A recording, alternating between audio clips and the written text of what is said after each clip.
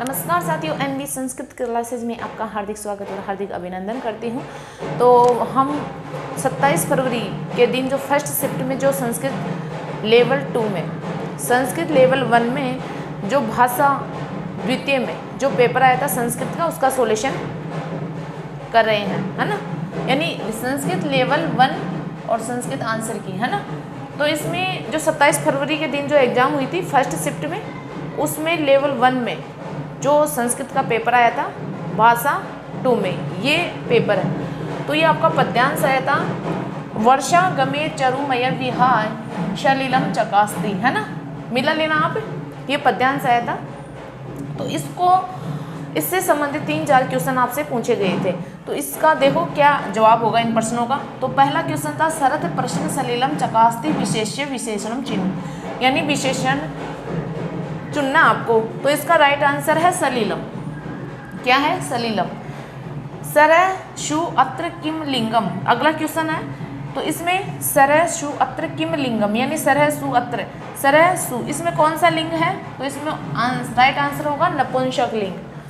फिर है कमान यत्र अत्र क संधि। अब आप लोगों को मैं इसी चैनल पर संस्कृत में संधि अब हमारी जो क्लासेस चल रही है, और मैं आपको बहुत अच्छे से संधि बताई थी, और जो मैं बताई थी उसी में से आपको देखो संधि पूछी गई है। तो इसमें कौन सी संधि होगी? दीर्घ, क्योंकि मैं आपको बताई थी, आप देख सकते हो कि दीर्घ संधि में मैं आपको बताई थी कि आ, दीर्घ ई, दीर्घ ऊ और री आपको दिखेगा द्वितीय पद में या फिर मध्य पद में या फिर द्वितीय पद में, है ना।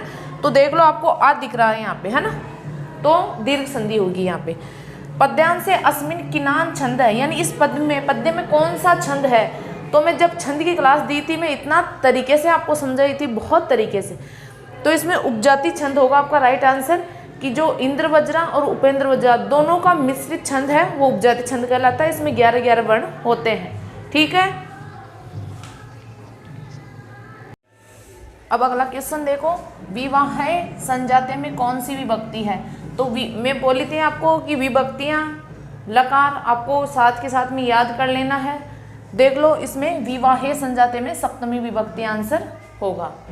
फिर है दृश्य श्रव्य आधारेण इंद्रिय माध्यमेन कति त्रय्य है। सब कुछ आपको पढ़ाया था मैंने, उसमें से ही आया है सब कुछ, लेकिन आप कितना पढ़े हो वो आपके ऊपर डिपेंड करता है। लेकिन जो मैं बताई थी वहाँ से क्वेश्चन आए, एक भी क्वेश्चन बाहर नहीं आया, लेकिन मेहनत तो आपको करनी ही पड़ेगी, है ना। स धनम वदाति वाच्य परिवर्तनम कुरुत, ये वाच्य परिवर्तन करना था। तो इसका राइट आंसर होगा तेन धनम दीयते। कौशला नाम अंतिम कौशल्य, बहुत अच्छे तरीके से बताई थी, चिल्ला चिल्ला के बताई थी शिक्षण वीडियो। इसीलिए मैं बच्चों के कमेंट पे रिक्वेस्ट पे मैं शिक्षण वीडियो वाला टॉपिक पहले करवाई थी एग्जाम से, कि बच्चों का एक भी क्वेश्चन गलत नहीं हो। और आपके देख लो, इसमें से कम 3-4 क्वेश्चन आपके शिक्षण वीडियो से संबंधित आए हैं, है ना। तो अंतिम कौशल कौन सा है? तो मैं आपको ट्रिक बताई थी, श्रव पल्ले, है ना, श्रव पल्ले, है ना। तो श्रवणम वदनम पठनम लेखनम, तो लेखनैश, है ना।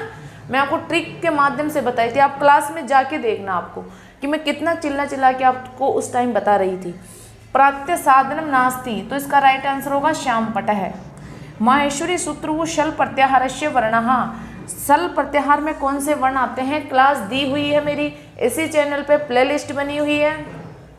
जो मैं आपको इत संज्ञा वाला टॉपिक करवा रखी हूँ, वहाँ में प्रत्यय बहुत शानदार और जानदार तरीके से मैंने करवाए हैं। तो इसमें स श श है, ये 4 वर्ण आएंगे, शश शर हल, है ना।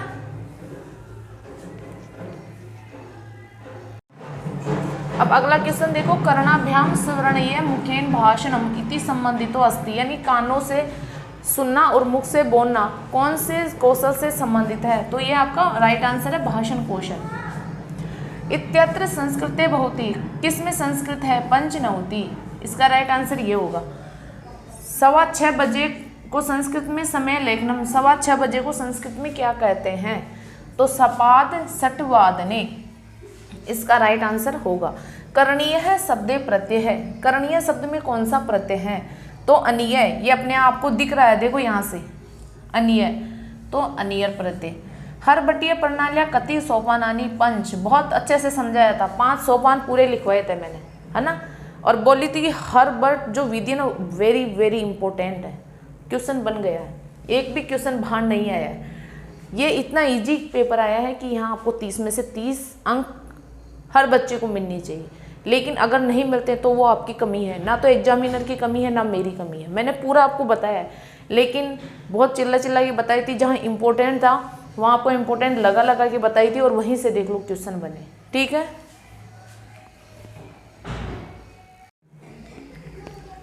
अब अगला क्वेश्चन है शिक्षावदत्त पदे संधि, तो इसमें दीर्घ संधि राइट आंसर होगा, क्योंकि आ दिख रहा है, देख लो आ दिख रहा है ना। मैं आपको पहचान में बताई थी कि आ दीर्घ ई दीर्घ उ, बहुत इजी पेपर है। मेरे चारों ओर वृक्ष है, कर्म कारक द्वितीय विभक्ति बताई थी, तब अभितय परितय समया निक्षा हाँ प्रतियोगी ये सूत्र बताई थी, तब उस सूत्र में ये उदाहरण देखना आप, है ना। तो परितः वृक्षा संति, इसका राइट आंसर ये होगा। मात शक्ति इत्यत्र समाशय है, यानी माता की शक्ति, तो इसमें आपका राइट आंसर होगा तत्पुरुष। औ इत्यस्य उच्चारण स्थानम, तो इसका राइट आंसर होगा कंठ्योष्टम। सब कुछ पढ़ाया हुआ है, मैंने पहले ही करवा दिए थे, जो नहीं करवाया था वो मैं बाद में करवा दी, एग्जाम से पहले मैंने सभी टॉपिक क्लियर करवा रखे हैं, है ना। रमेत इत्यत्र लकार है, तो पटेत पटेताम पटेहु ऐसे इसके रूप चलते हैं, तो रमेत में विधिलिंग लकार है, ये राइट आंसर है। इस्ता धातु लिट लकार है, इस्ता धातु में लिट लकार में इस्ता क्षति रूप बनता है।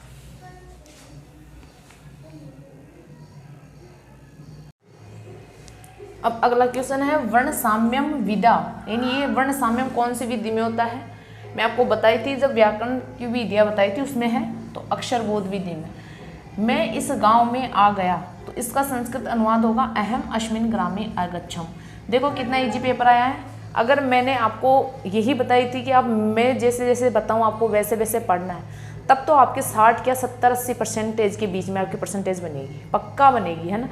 लेकिन आप अपने अनुसार चले हो, मेहनत नहीं की, पढ़ाई नहीं की, नोट्स नहीं बनाए, साथ के साथ में याद नहीं किए, तो उनका तो बेड़ा पार कोई भगवान नहीं लगाएगा, है ना। और जैसे मैंने बताया था वैसे वैसे जो बच्चे पढ़े हैं उनकी अच्छे से परसेंटेज बनेगी।